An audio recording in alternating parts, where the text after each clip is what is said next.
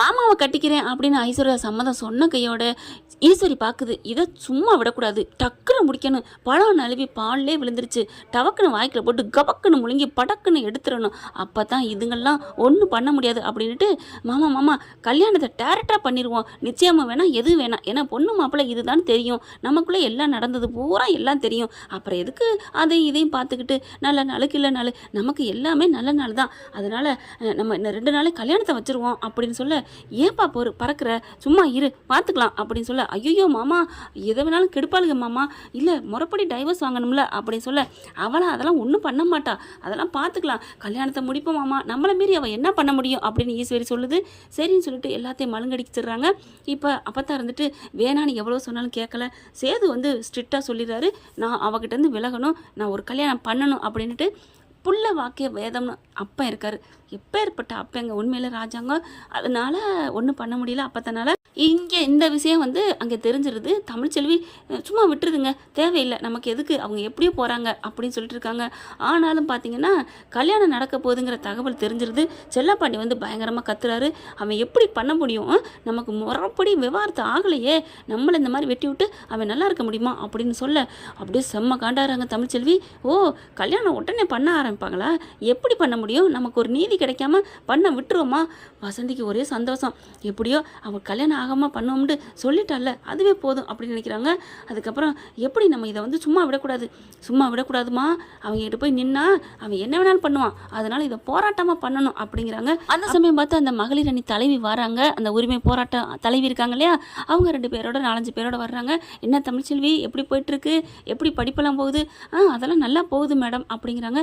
ஏதோ காரச்சாரமாக பேசுனது காதில் விழுந்துச்சே, என்ன பேசிக்கிட்டு இருக்கீங்க அப்படி சொல்ல, அது வந்து மேடம் நீ சும்மா இருத்தா அப்படின்ட்டு செல்லப்பாண்டி எல்லாத்தையும் சொல்ல, செம்ம கோவம் வருது அவங்களுக்கு.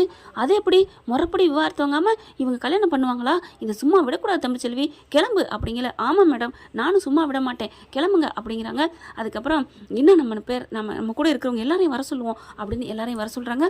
அதுக்கப்புறம் போலீஸுக்குன்னு தகவல் சொல்கிறாங்க, இவங்களை எப்படி விடுறது அப்படின்னு சொல்லிட்டு, மேடம் கொஞ்சம் அப்படிங்கிறாங்க. என்ன ஒரு நிமிஷம் அப்படிங்கிற. என்னம்மா இப்போ போக வேணாம், அவங்க கல்யாணம் பண்ண போகிற நேரத்துக்கு போவோம், கல்யாணம் எப்போன்னு தெரியலையே, இன்னும் 2 நாள்னு சொன்னாங்க, அதை கரெக்டாக தெரிஞ்சுட்டு வந்து சொல்லுங்கப்பா அப்படின்னு தமிழ்ச்செல்வி சொல்ல, ஏன் தெரிஞ்சுக்கணும், இப்போ மலருக்கு கால் பண்ணு அப்படிங்கிறாங்க. மலருக்கும் கால் பண்ணுறாங்க. மலர் எடுக்க பார்த்தா ஆளுங்க எல்லாம் இருக்காங்க. அதனால ஃபோனை கொண்டுக்கிட்டு அங்கிட்டு போயிடுது. கொண்டு போயிட்டு என்ன தமிழ் என்ன அப்படின்னு கேட்கல, என்னக்கா என்ன நடக்குது அங்கே அப்படின்னு கேட்க, என்ன நடக்குதா, நான் தான் சொன்னேனேம்மா அப்படின்னு சொல்கிறாங்க.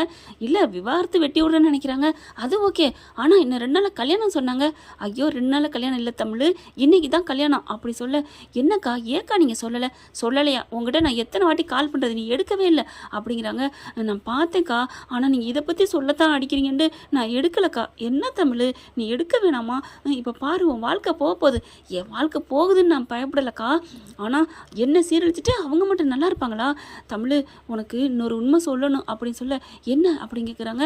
உங்ககிட்ட உண்மை சொல்லணுங்கிறக்கா நான் ஃபோனை அடிக்கன்னு இருந்தேன், இங்கே எல்லாரும் ஒரே பரபரப்பாக இருந்தனால உனக்கு சொல்ல முடியல தமிழ், ஒரு முக்கியமான விஷயம் தமிழ் அப்படிங்கிறாங்க.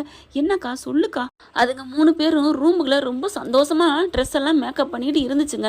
நேற்றே வந்து சக்கரை போட்ட மாதிரி மோதிரம் மாத்திர மாதிரி நிச்சயம் பண்ண மாதிரி பண்ணிக்கிட்டாங்க, நல்லபடியாக முடிஞ்சிருச்சுடி, நாளைக்கு உங்கள் கழுத்தில் தாலி கட்டிடுவாருன்னு ரொம்ப சந்தோஷமாக பேசிக்கிட்டு இருந்துச்சுங்க. சரின்னு சொல்லிட்டு அம்மாச்சி என்ன பண்ணாங்க, இதுங்க என்னமோ பேசுதுகடி, இது தாண்டி ஏதோ திட்டம் போட்டிருக்கணும், நீ போய் கேளுன்னு சொன்னாங்க. நானும் ஜன்னல் வழியாக ஒட்டு கேட்டேன் தமிழ், ஆனால் என்ன சொல்லு, அந்த ஐஸ்வர்யா தான் உன் வாய்ஸில் பேசியிருக்கு தெரியுமா. என்ன அக்கா சொல்கிறீங்க. ஆமாம் தமிழ், அந்த ஐஸ்வர்யா தான் உன் குரலில் மாற்றி பேசி உங்கள் அப்பாவுக்கு பேசுனது அவ தான் அப்படின்னு சொல்ல, அப்படியே ஆடி போகிறாங்க. நிஜமா அக்கா. ஆமாம் தமிழ், ஆமாம், நான் எல்லாத்தையும் காதார கேட்டேன் அப்படின்னு மலர் எல்லா உண்மையும் சொல்ல, அப்படியே பார்க்குறாங்க. இப்போ இது என்ன பண்ணுறது, எப்படி ப்ரூவ் பண்ணுறது அதான் தெரியலையே, நீங்கள் ஏதாவது ரெக்கார்டு பண்ணீங்களா. நான் பண்ணலன்னு தமிழ், நான் எனக்கு அப்போதைக்கு புத்தி வேலை செய்யலை, எனக்கு பதட்டத்தோடு அதை கேட்டுட்டு மட்டும்தான் வந்தேன். இப்போ என்ன பண்ணலாம், இப்போ எப்படி யார்கிட்ட உண்மையை சொல்கிறது, நீங்கள் சொன்னாலும் யாரும் நம்ப மாட்டாங்கக்கா, ஏன்னா என் ஆள் நீங்கன்னு அவங்களுக்கு எல்லாருக்கும் தெரியும், நீங்கள் எனக்கா சப்பக்கட்டு கட்டுறீங்கன்னு நினைப்பாங்க. சரி விடுக்கா பார்த்துக்கலாம், இவ தான் பண்ணான்னு தெரிஞ்சிச்சுல அப்படிங்கிறாங்க. என்ன பண்ணுறது தமிழ், பார்க்கலாம் என்ன பண்ணுறதுன்னு, ஆண்டவன் ஒருத்தன் இருக்கான்ல அப்படின்னு தமிழ் ஃபோனை வச்சிருது. தமிழுக்கு கோவமாக வருது. அந்த மகளிர் அணி தலைவிக்கும் சொல்கிறாங்க. அப்பா அம்மா எல்லாரையும் கூப்பிட்டுக்கிறாங்க, ஆட்களையும் கூப்பிட்டுட்டு நேராக போகிறாங்க. கல்யாணம் பண்ண போகிறீங்க, கல்யாணம் அப்படின்னு சொல்லிட்டு கோஷம் போட ஆரம்பிக்கிறாங்க. என்ன ஒரே சவுண்டாக இருக்குது, இங்கே எல்லாம் ரெடி ஆகிட்டு இருக்காங்க. வீட்டுக்குள்ளே மணமேடை மாதிரி சிம்பிளாக செய்ய ஆரம்பிக்கிறாங்களா. தடப்படலாம் வேலை நடந்துட்டுருக்கு. என்ன நடக்குது அப்படிங்கல இங்கே கோஷம் போடுறாங்க. நீதி வேண்டும் நீதி வேண்டும் அப்படின்னு சொல்லிட்டு என்ன என்ன இங்கே வந்திருக்கீங்க அப்படின்னு எல்லாம் கத்த ஆரம்பிக்குதுங்க. அம்மாச்சி வந்து சும்மா தான் நிற்கிது. என்ன தமிழ் அப்படின்ட்டு சூப்பர் அப்பா அவங்க மந்த பெரிய மந்த கருப்பு அவங்களுக்கு வேண்ட ஆரம்பிக்கிறாங்க. நல்ல வேலைப்பா, இப்போவாச்சும் என்னோட வார்த்தைக்கு நீ செவி சாச்சியே, அவளை இங்கே வர வச்சியே, இது போதும், இனிமேல் இந்த கல்யாணம் நடக்காதுன்னு ரொம்ப சந்தோஷமா இருக்குது. அப்படியே ஈஸ்வரிக்கு செம்ம காண்டாகுது. ஐயோ என்னமாவது பண்ணிடுவாளுகளோ அப்படின்ட்டு, என்ன இங்கே வந்து சத்தம் போட்டுட்டு இருக்கீங்க, ஏன் கத்திக்கிட்டு இருக்கீங்க அப்படின்னு கேட்க, என்னது என்ன நினச்சிட்டு இருக்கீங்க, என்ன மகளிருக்கு எல்லாமே ஒன்றும்லாம் போச்சுன்னு நினைக்கிறீங்களா, எல்லா உரிமையை மீட்டு தரத்தான் நாங்கள் இருக்கோம், இப்போ என்ன பெரிய உரிமையை மீட்ட போகிறீங்க அப்படின்னு கேட்க, என்னம்மா முறைப்படி எதுவும் ஆகாமல் கல்யாணம் நடத்த போகிறீங்களா, யார் சொன்னால் கல்யாணம் நடத்த போகிறாண்டு, இப்போ வீடு பூரா அலங்கரித்து வச்சுருக்கீங்களே எதுக்கு, இது சும்மா ஃபங்க்ஷன் பண்ண போகிறோம் அதுக்காக தான் அப்படின்னு சொல்லி சமாளிக்குது.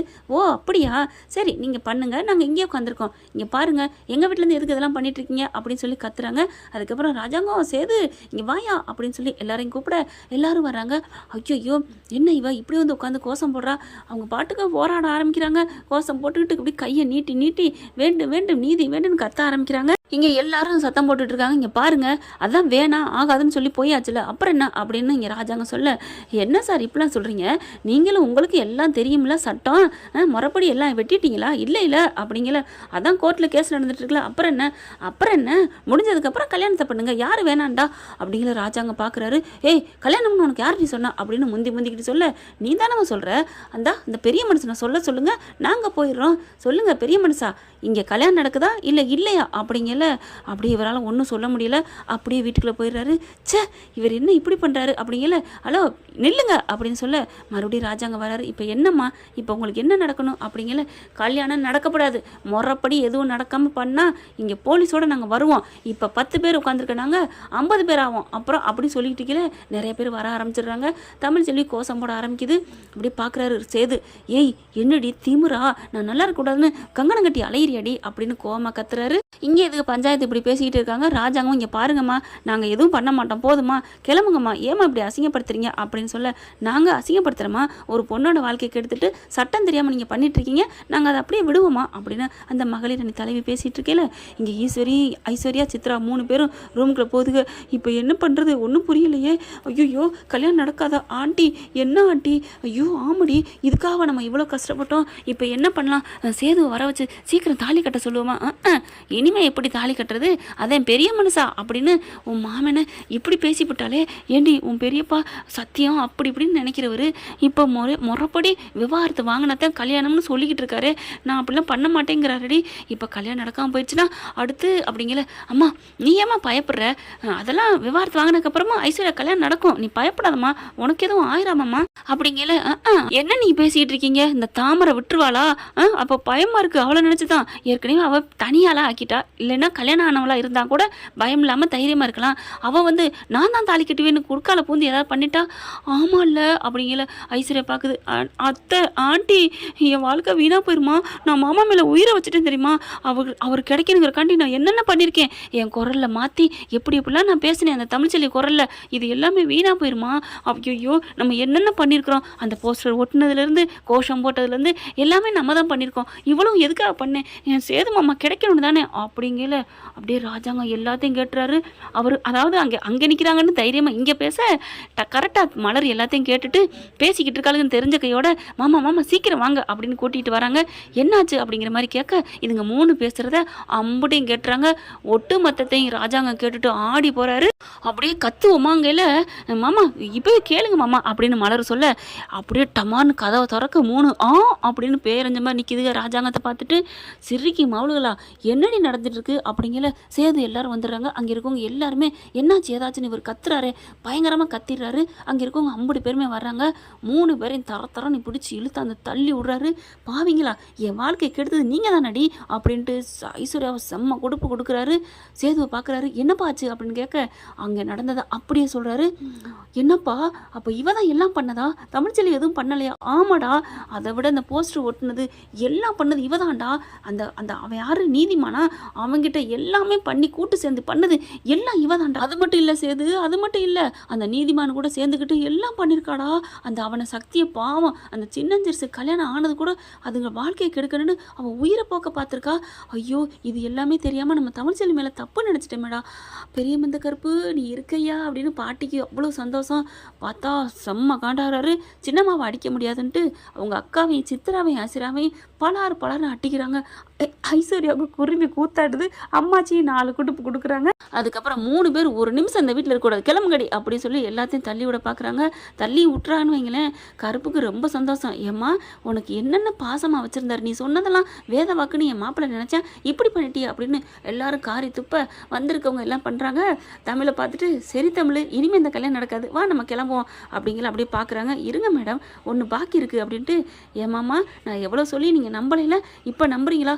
இல்லைத்தா நீ எதுவும் பேசணும்னு அவசியம் இல்லைத்தா, எல்லாமே எங்கள் பக்கம் தான் தப்பு, எங்களை மன்னிச்சிருத்தா அப்படின்னு சொல்லிட்டு படார்னு காலில் விழுகிறாரு. தமிழ்ச்செல்வி காலில். ஐயோ மாமா அப்படின்னு சொல்லிட்டு ஒதுங்கி போகிறாங்க. எந்திரிங்க மாமா அப்படின்னு எந்திரிக்கிறாங்க. இதுங்க பண்ண தப்புக்கு நீங்கள் என்ன மாமா பண்ணுவீங்க? இல்லைப்பா இல்லை, அதுங்க பண்ணதை விட நாங்கள் உங்களுக்கு துரோகம் பண்ண பார், அதுதான் பெருசு. நான் நம்பியிருக்கணும். எத்தனை காலகட்டத்தில் நீ எங்களுக்கு நல்லது பண்ணியிருக்க தெரியுமா? அது எல்லாத்தையும் நாங்கள் மறந்துட்டு உன்னை இப்படி அசிங்கப்படுத்துனது தப்புயா அப்படிங்கிறாங்க. சேதுவும் அப்படி பார்க்க, என்னையா சேது பார்க்குற, மன்னிப்பு கேளு அப்படிங்கல. மன்னிச்சிரு தமிழ் அப்படிங்கிறாங்க. அப்படி பார்க்குறாங்களா, ஏய் மன்னிச்சிட்டாங்கல்ல, மன்னிப்பு கேட்டாங்கல்ல, மன்னிச்சிட்டு வாடி தமிழ் அப்படின்னு கெஞ்ச. என்னமாச்சு, இது மாதிரி 1000 வாட்டி இவங்களை மன்னிப்பு கேட்டு நானும் மன்னிச்சிட்டு உள்ளுக்க வந்திருக்கேன். அப்புறம் மறுபடியும் என் மேலே தப்பு கண்டுபிடிப்பாங்க. அதுக்கப்புறம் நான் மறுபடியும் வீட்டை விட்டு போகணும், எனக்கு வேணாமாச்சு அப்படிங்கல. ஏய் தப்பு பண்ணுறதுக்கு உன்னைய மாட்டி விடுறதுக்கு இவளுக்கு இருந்தால் தானடி, அவளுக்கு தான் வீட்டை விட்டு போயிட்டாளுங்கல்ல, அப்புறம் என்னடி அப்படி சொல்ல. தப்பு பண்ணுறவங்க மறுபடியும் வருவாங்க, இந்த வீட்டில் தியாகம் பண்ணி சேர்த்துக்கிறது தான் பொழப்பா போச்சே. இந்த 2 பேர் நிற்கிறாங்க, இவங்க நாளைக்கு ஏதாவது பண்ணுவாங்க, எனக்கு வேணாமாச்சு. அப்புறம் ஏன் நீங்கள் வந்து போராடுன அப்படின்னு கேட்கல. நான் இப்போவும் சொல்கிறேன் அப்பவும் சொல்கிறேன், எனக்காக போராடலாமாச்சு, என் வயிற்றில் விழுற பிள்ளைக்காகத்தான் நான் போராடினேன் அப்படின்னு சொல்லிட்டு, என் பிள்ளைக்கு அப்பா என்றைக்குமே இது உங்கள் பேரன் தான், வேறு யாரும் இல்லை அப்படின்னு சொல்லிட்டு அங்கேருந்து கிளம்புறாங்க. சேதுபதி தமிழ்ச்செல்வின்னு கெஞ்சிக்கிட்டே வராங்க. என்ன ஃப்ரெண்ட், இப்படி போனால் பார்க்கவே நல்லா தானே இருக்கும். பார்க்கலாம் என்ன நடக்க போகுதுன்னு. இதை பற்றி உங்களுக்கு பிடிச்சிருந்துச்சுன்னா உங்கள் பொண்ணான கையில் ஒரு லைக்கை போட்டு சப்ஸ்கிரைப் பண்ணி ஒரு ஆதரவு கொடுங்க. அன்பு உறவுகளே, செம்ம மழை பெஞ்சிட்டு இருக்குங்க வெளியில், அந்த மழையோட உங்களுக்காக பேசிகிட்டு இருக்கு. Thank you friends. இந்த வீடியோ உங்களுக்கு பிடிச்சிருந்தா தயவு செய்து லைக் பண்ணுங்க. இன்னும் அப்டேட்ஸ்க்காக சேனலை சப்ஸ்கிரைப் பண்ண மறக்காதீங்க. நம்ம கிட்ட இருக்க எல்லா சேனல்ஸோட லேட்டஸ்ட் வீடியோ அப்டேட்ஸ்க்காக மேல ரைட் சைட்ல காட்டுற லிங்கை கிளிக் பண்ணி வாட்ஸ்அப் குரூப்ல ஜாயின் பண்ணுங்க. உங்களிடம் விடைபெறுவது நான் உங்கள் மெஹர்.